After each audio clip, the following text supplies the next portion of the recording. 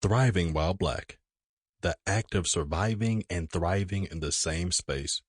Written by Cori J. Williams, MSW, LCSW. Narrated by Donald Gadson, Jr. Introduction. Thriving While Black sets out to explore the psychological and emotional consequences of being black in corporate America. From the start, black people have been discriminated against and excluded based on their skin color. The dehumanization of black people during slavery is but a shackle that still lies in the background, sneaking up on them and creating the question of where their place is in America. There still exists a belief that white people are better than black people and black people are not equal to white people. There seems to be an unwritten law in America that seeks to ensure that black citizens remain at the lower rung of the social ladder.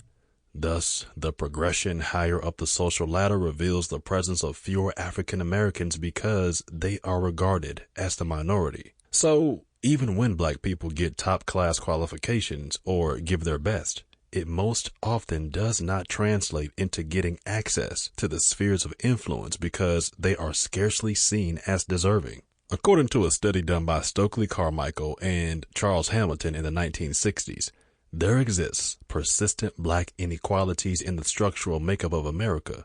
An average white person, regardless of motivation and behavior, benefits from social structures and organizational patterns that have continually put the average black person at a disadvantage. These inequalities are not inherent due to differences in the abilities of white and black people, but instead due to the differences in access to opportunities between the two groups. Some white people have tried to assert that success in America is tied to an individual's hard work, and that race does not enhance or impede the upward mobility of individuals. This statement does not acknowledge the systematic and institutionalized forms of racism that ensure the access to opportunities is more available to white individuals. The inability to acknowledge the wide racial gap between black and white people erases the reality of black individuals and portrays them as lazy and unwilling to work hard, when the reality is that black people need to work harder than their white counterparts to achieve the bare minimum in American society. Furthermore, black workers in corporate America must grapple with racial microaggressions in the workplace, which often involves white workers assuming that their black counterparts are inferior to them.